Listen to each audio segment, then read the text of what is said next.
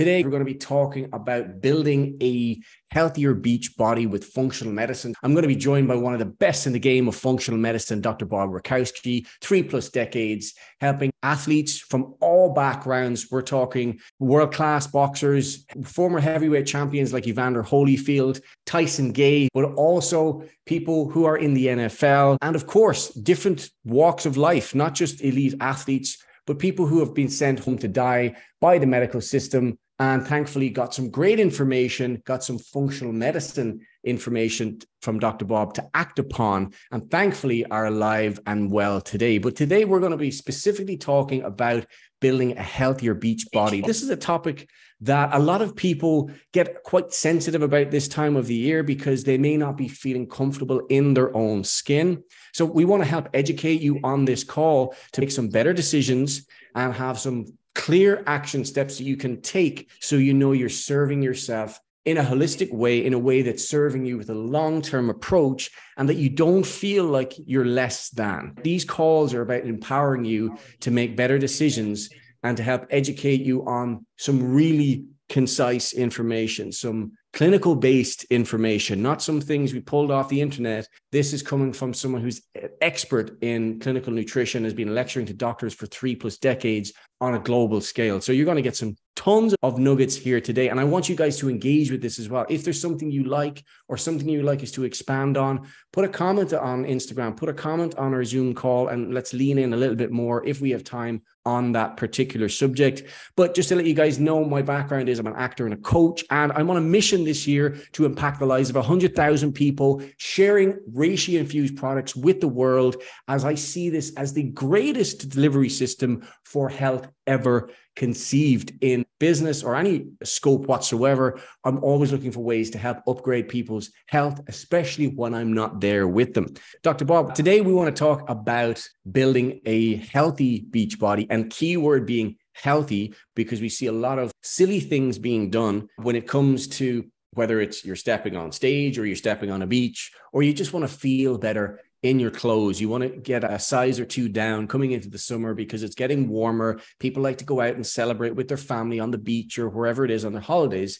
And no one wants to feel uncomfortable in their own skin. I think we should all be comfortable in our birthday suit if needs be. And if not, then I think there's some work to be done, because self-acceptance and self-love is the beginning of progress, I believe, in our own lives. So this is about not vanity, but doubling down on our self-love. And first of all, I just want to talk about the mental game, Dr. Bob, because this plays a huge role as in people's results. But when it comes to bodily dysmorphia or lack of self-esteem, what kind of impact does this have on someone's results and also their body composition? Let's just talk about the general term of stress. One point when I gave a very technical seminar on stress and body composition, stress will break down lean and increase fat by at least 12+ mechanisms. And that, by the way, is a feed-forward cycle downward, because it's the lean that'll actually burn the calories. It's the fat that'll store the calories. And science of fat has gone way up. We know that fat is the largest endocrine organ that we know of. We used to just think it sat there, but it makes these things called adipocytokines,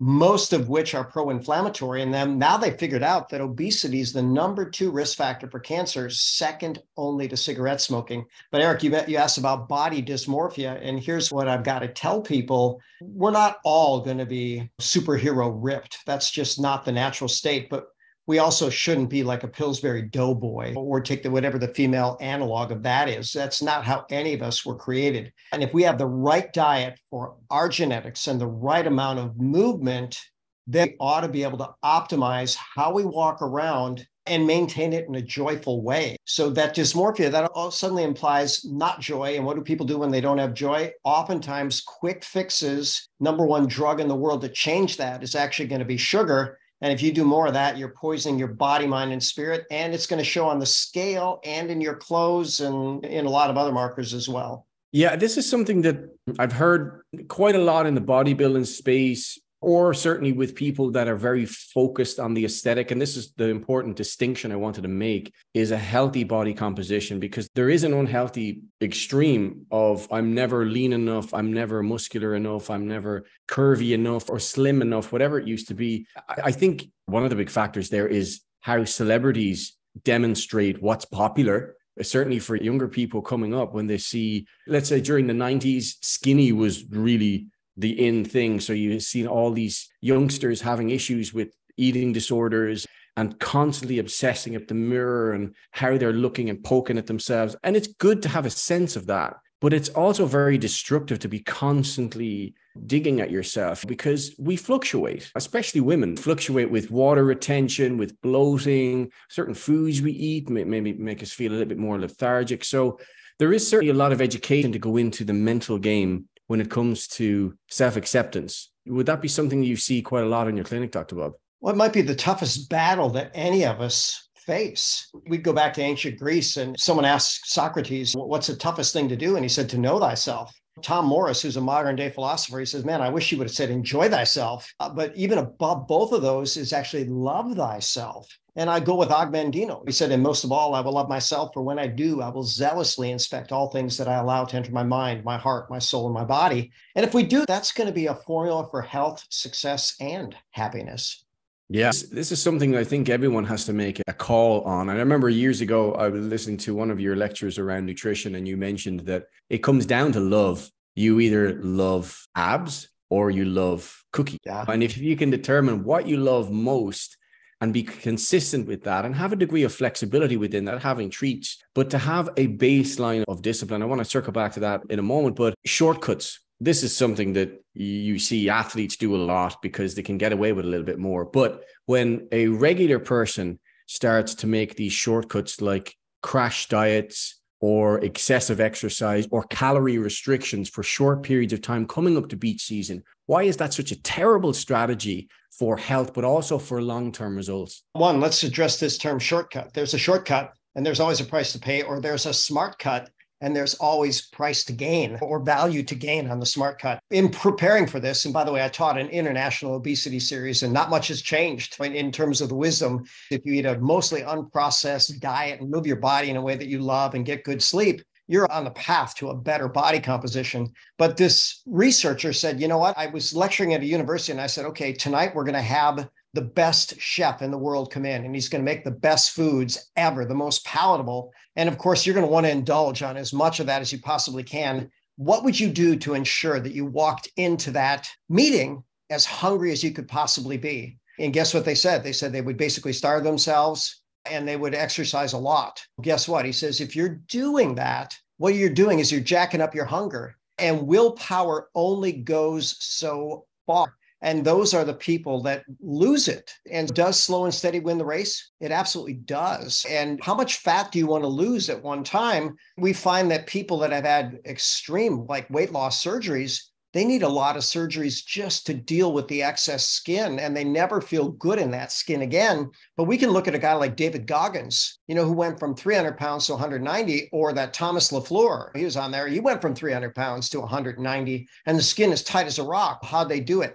They did it a smart way. They ate smart, they moved smart, and then they ultimately let their body assume the healthier level. Yeah, when it comes to that self-discipline, that people make that decision that I deserve to feel better. I deserve to have an aesthetic that represents my inner feelings of self-respect and power, because it takes discipline and it really takes work. And I think if people lean away from the discomfort of the work, then I think that's a real tragedy, because this machine is designed to perform under stress so that it breaks down the tissues and comes back a stronger version of itself. And I think that's a gift that we can all cash in for ourselves as well. And I think it's a tragedy people don't lean into that a little bit more. But when it comes to the discipline, Dr. Bob, how important is that self-discipline? And also, should people be counting calories? You know what? I'm going to throw a curveball on this one, because, that quote that you shared, I originally got that from Charles Poliquin, and the article was entitled The Myth of Discipline. He says, there's no such thing as discipline. There's only love. Either you love jelly donuts more than you love a six-pack abs, or you love six-pack abs more than jelly donuts, right? But you ultimately need to make that decision. Then I go to John DeMartini, who's just a sage of wisdom. He says, ultimately, if you need to be motivated to do what you say is important, what you say is important is not important. So, for instance, when you got yourself in beyond superhero shape for the last movie, you were shredded beyond words. But why? because you wanted to put on a good show, because you know that's part of your identity. That's part of your career. You are a real life superhero, but you were even beyond superhero shredded, right? Did it take discipline? I think you probably loved the process, because I watched you go through it, and you energize yourself by getting better. And we want people to fall in love with life, fall in love with energy. And that's what Thomas LaFleur said. They said, is it tough to maintain this? He said, no, I just love the way I feel. And when I start going in the wrong direction, I don't feel as good as I want to. And especially when I teach coaches and trainers around the world, I'd say the very first step towards ill health will show with it as an extra pound of body fat. And you don't want it. But if you nip it in the bud right then and there and realize I got off my routine, I fed my addictions rather than my higher self, then you nip it in the bud and you take care from there. And another thing I like is willpower is finite. So buy your willpower at the store. And certainly your social circle matters. They found out if your 5 best friends are obese, guess what? You're going to be too. So get running with the crowd that's in love with themselves enough to zealously inspect everything that they allow to enter their mind, their heart, their soul, and their body. Good advice. If you guys are not feeling the best coming into the summer season and want to make some changes, then look at different clubs you could join that would support your fitness journey and the vibe resonates with you. It doesn't always have to be a hardcore fitness environment. Maybe it's like a dancing. I found a great change of pace for me was learning salsa a number of years ago. I thought that was great fun. Very good cardio, great for coordination. And it was just another energy system to stimulate and associated fun to the training. So whatever you can do to make it a fun process, I think you're really onto a winner with that. But the calories thing, Dr. Bob, this is something I hear an awful lot. And I cringe when I hear people insisting on counting calories. And me, I'm biased because don't count calories, nor do I suggest any of my clients to count calories. I would rather them be more in tune with how they feel when they eat, and over time, their body starts to balance out. Maybe I'm overly simplifying it, but I think counting calories, unless you're stepping on stage for bodybuilding competitions, I don't think that's really sustainable in my eyes. Or am I wrong, Dr. Bob? What would you feel about that? Oh, you're definitely not wrong. And what I'm going to do is I'm actually going to share a screen, because there's a book written, Good Calories, Bad Calories. And very simply, a calorie is not a calorie. And when I show this picture, one, if you look at that piece of bread, people would think that butter's a bad calorie and that bread's a good calorie. No, it's just vice versa.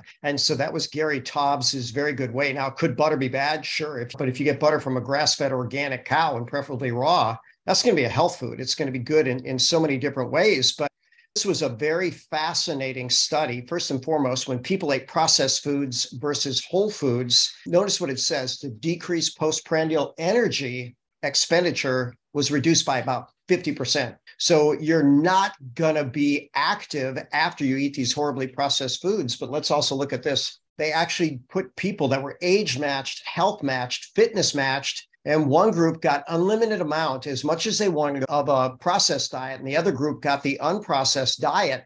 And we're talking about people that were used to dietary discipline. The people that had the ultra processed foods ate consistently 500 extra calories a day. And so what happens is there's no satiety with that. And even food is engineered to be addictive. That's from Kelly Brownell, Yale University. So very powerful stuff. And then look at what they ate extra. The protein stayed the same, but they had roughly split 250 extra calories of bad carbs, 250 extra calories of bad fat. And what'd that do? Bad things. And we don't want to be there with those bad choices. Yeah, a bit of a trip there with a lot of conflicting information, with people talking and obsessing about that. But as you pointed out, I think it's not the best strategy for someone long-term to maintain a healthy body composition necessarily. But if you're stepping on stage, you might want to look at fine-tuning some of those calories.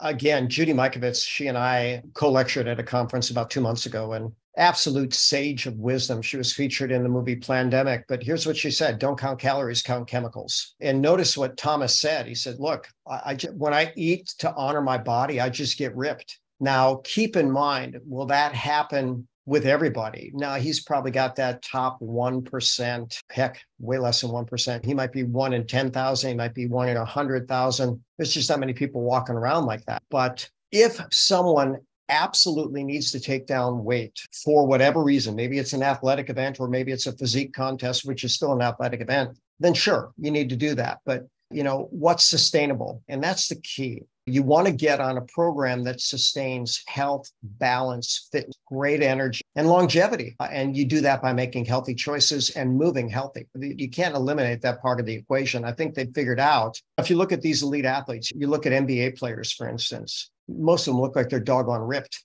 But how many of them you think have an elite diet? Sadly, very few. But that level of motion, and of course, they're gifted in many special ways. But when they're playing like that, guess what? They can maintain it. But after their season, after their career, typically not, unless they've really honored their body with the right choices for them. Let's say someone wants to start on accelerating their fat loss journey right now, Dr. Bob. What are some of the strategies that they could incorporate immediately, keeping it simple, that they could just start to accelerate the fat burning process and start to increase their lean body mass with some simple strategies? Now, yeah, the third variable. If you're going to say fat, here's what I'd say: drink more water, move more. And then if you want to gain lean, now you got to move more intently and really pay attention to your protein. And that quad component, right? More protein, better food choice, more intense movement, then you're going to get there more effectively. But if you want to build muscle, you've got to actually stimulate the muscle to build. And I don't care if you took a guy that had sky high testosterone and sky high growth hormone. If he's sitting in a chair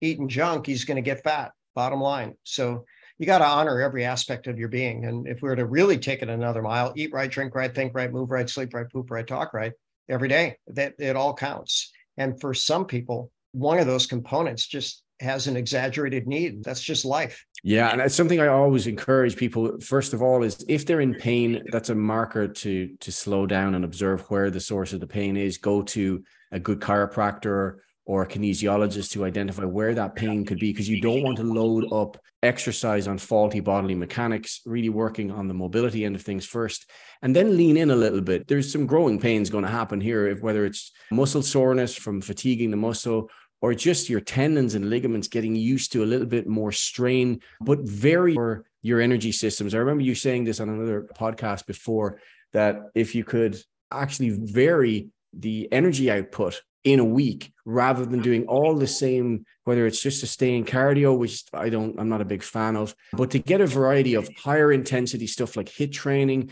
compound lifting of weight. So you're getting the main lifts like your squat, your deadlifts, your rows, your pushes, things that are going to stimulate all of the energy system. Could you just speak to how important it is to fluctuate through those energy systems to keep the body thinking and working even at rest? Yeah, with that brilliant question, I would bring up a slide, but I would show a power lifter, just monstrous, doing, let's say, an 800-pound deadlift. And then I'd show a 70-year-old couple holding hands walking through the park. And I asked the question, which of these pictures shows something anabolic and which of these pictures shows something catabolic? In other words, who's building and who's breaking down? The power lifter's breaking down because he's stressing everything all powerful. And then he needs to recover. The couple that's walking in the park, they're actually anabolic. They're at a resting state. And by the way, they're actually driving what's called oxidative phosphorylation or fat burning. But when we start talking about energy systems, we have 4 energy systems. We have instant energy, that's stored ATP. That'll get us about 3 seconds. We have the creatine phosphate system. That's going to get us another 3 seconds. We have anaerobic glycolysis. Now there's 12 different enzyme steps, each dependent upon a nutrient cofactor.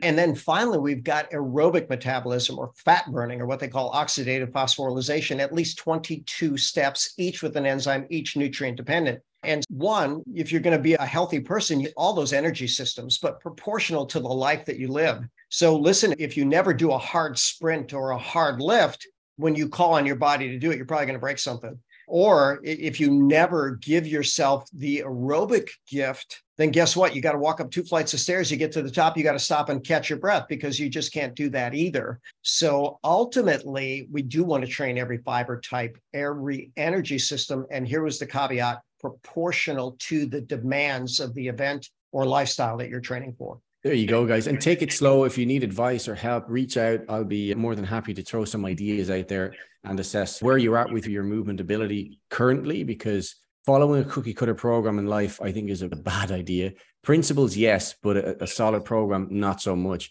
But when it comes to fasting, Dr. Bob, this is something that I've started to lean into the last couple of years. What are the benefits for fasting for fat loss, but also for health? And are the parameters the same for women as they are for men? Beautiful question. And certainly, no, men and women are very different, right? Because our hormones are going to make a huge difference in how things work. But fasting, the data has emerged, really exploded over the last few decades, including even being Nobel Prize winning. But I tell people I did a cancer series right around the year 2000. It was the journal Carcinogenesis, and break down that word genesis, the origin of cancer, the origin of cancer. What they found out is if the body gets into a calorie restricted state or a fasted state, which would ultimately be the ultimate calorie restriction, the very first cells that it'll sacrifice are pre-malignant and malignant cells. And why? Because they're terribly energy inefficient. And they can't do what's called oxidative phosphorylation. They have totally dysfunctional mitochondria,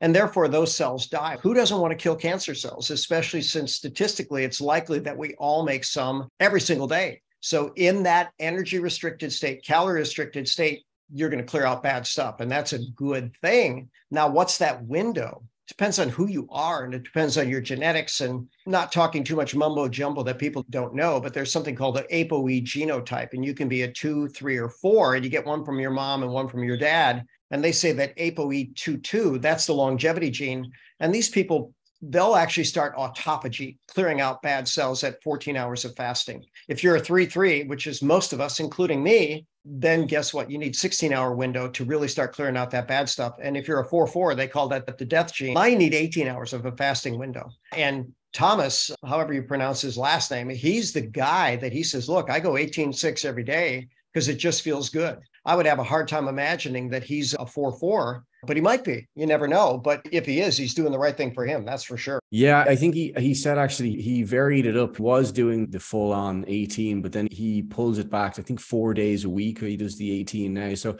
he really feels it out for himself. And I think for me personally, I find if I do something like a strength day, if I'm lifting a lot of weights on one day, I won't go beyond maybe 13, 14 hours. I will be so hungry the following day. So I'll probably eat my brunch a little bit earlier the following day. So feel out what makes most sense to you and get a caliper test. Like you always say, Dr. Bob, don't guess, test. So ask a trainer to do a caliper test on you so you can see the progress, because oftentimes people are so self-critical. They're like, I don't see the difference. You won't see the difference before someone else will usually, but a calipers or a really good bioelectrical impedance test done every 2-3 weeks will give you a good marker of progression. So you've got to be patient with that and sensible and really think long-term. Yeah, it's great to rock out onto the beach and feel your best in 4 weeks or whatever, but think about 4 weeks and a year on how you can sustain that and be happy in the process and not feeling like you're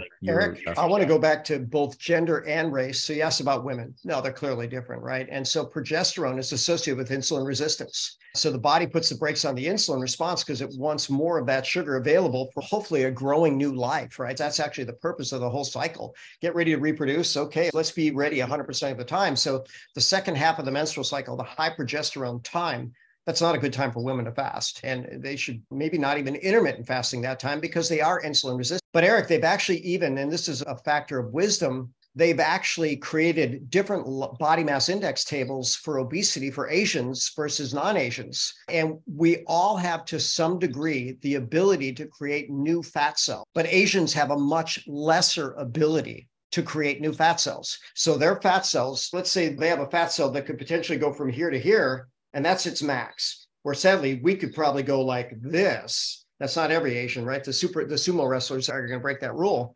But they're actually saying that if an Asian has a body mass index above 25, they're basically obese and metabolically unfit, whether it's insulin resistance or full-blown diabetes. And so it's fascinating. We are very different animals, and we all want to honor our own metabolism, our own goals, our own lifestyle. I don't ever want anybody, I shouldn't say never want anybody to be shamed for anything. Maybe there are some things that people should be ashamed of, but not things they can't help. And so ultimately, fat shaming, not a good idea. Bad choice shaming, maybe that is a good idea. Maybe that's constructive peer pressure. Yeah, absolutely. If people are extremely reactive to being quizzed upon their choices, then that's probably an instability in that person as well. And that's a way of saying you might want to look at your gut microbiome, because flying off the handle is a surefire way to see that someone's unstable with their hormones and most likely their gut health. But when it comes to reishi, we love it. We share it on a global scale. Full disclosure, we're ambassadors for a company who share the purest form of this medicinal mushroom on the planet. We have it in tea, which is a red tea, which is of cordyceps in it and reishi, as well as our coffee pre-brewed blends. I have the king here with the spores in it as well. Why is this the granddaddy of superfoods, the number one superfood in the history of our planet? And how impactful is it, Dr. Bob, for fat loss in a healthy way for someone to have on a daily basis? Well, boy, let's go first and foremost. It's going to be great for cravings, right? We know that satiety is much stronger after reishi. I have plenty of people, they have a cup of reishi coffee. They go, I don't understand, but I'm not hungry. Why is that? That's because your brain chemistry is balanced. You've got all the fabulous 50 within there. So your satiety centers are actually quite happy at that point in time. You alkalize the system, you modulate the inflammatory process, you buffer the stress, you actually help the insulin signaling, and you modulate the microbiome in a way that promotes fat loss. And those are just the 8 things that I have on the top of my head. And I promise you there's more than that. But I'll share a fun story because I have an elite doctor friend in Thailand. And he said, Bob, I'm having a hard time explaining to people what I do.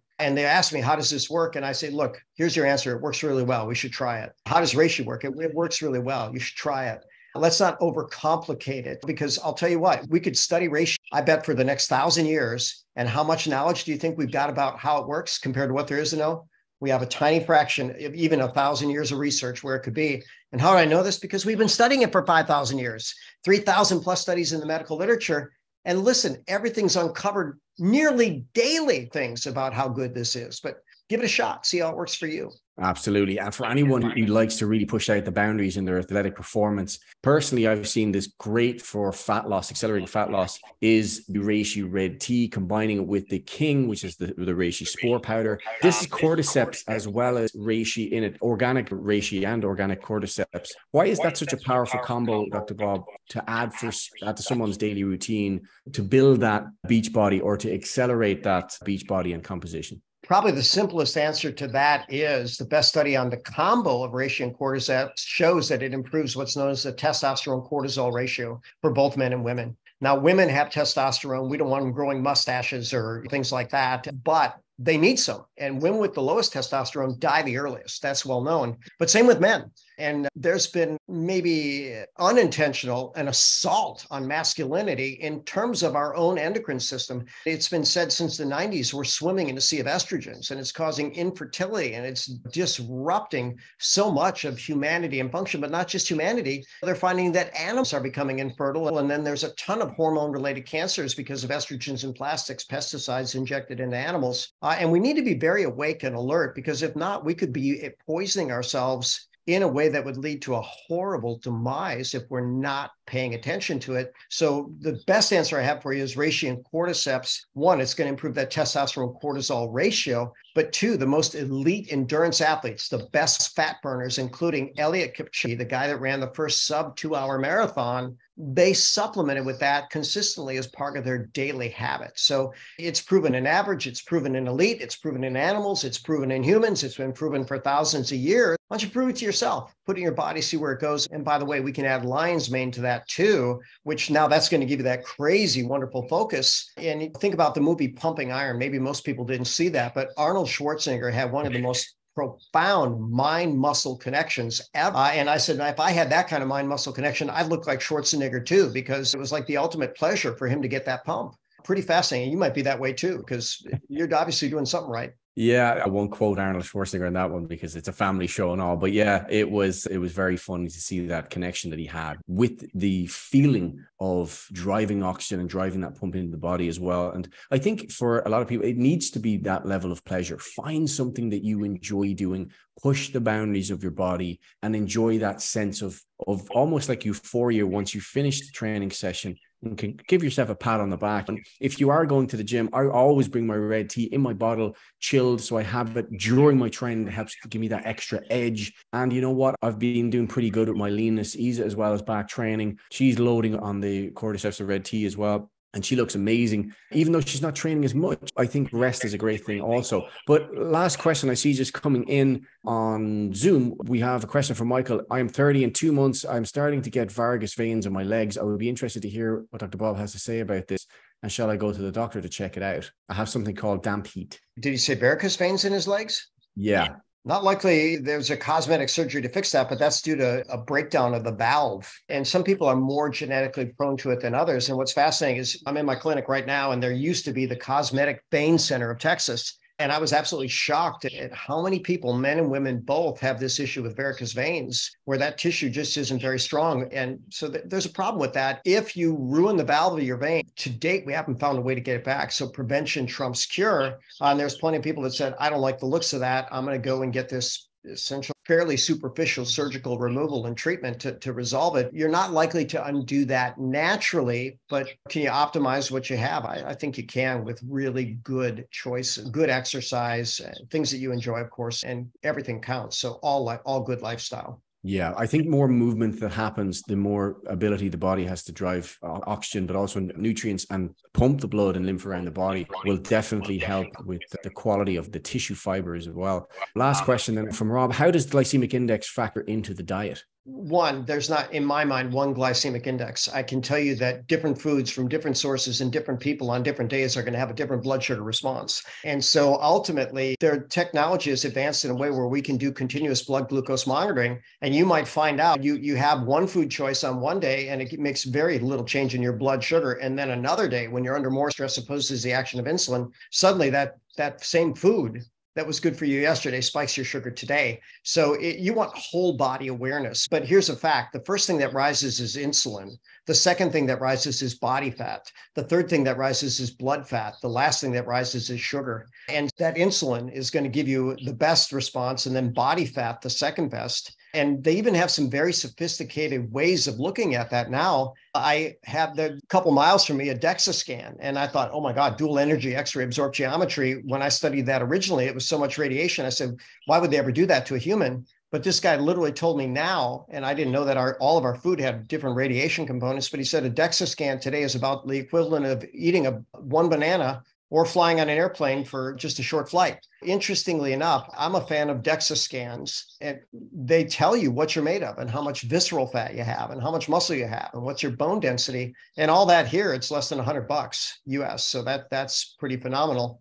By the way, I'm happy about that. They score you 0 to 100 in terms of body comp, and I scored 100. I'm like, okay, maybe your standards aren't as high because I know I can get better, but I'll take it. Whoever wrote that software, they said, you got the right muscle, the right fat, the right bone density, and I'll take it. But you can get that score, and whatever your score is, try to get better. Can I get better than 100? Not according to the software, but I can get better according to me, and I will. I love that.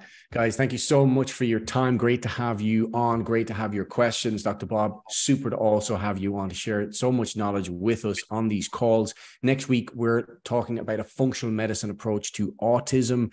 So, Dr. Bob, go honor your patients. Go be brilliant. And as always, we will circle back to a business conversation on Saturday, but I'll leave the final words to you to wrap up, as I know you have to leave. So appreciate you. Now I'm going to wrap up with the wisdom of Agmandino. Love everything, but most of all, love yourself, and zealously inspect all things that you allow to enter your mind, your heart, your soul, and your body. And by the way, one of the best things you can put in your mind is good coaching. And one of the best things you can put in your body is the top superfood that we have infused in coffee and tea. So treat yourself. You're absolutely worth it. It's overstated, but it's not insincere. I love you. I love everybody. And let's all make the world better, because the world needs us. So good night in that part of the world. Good day in this part of the world, and God bless in all parts of the world.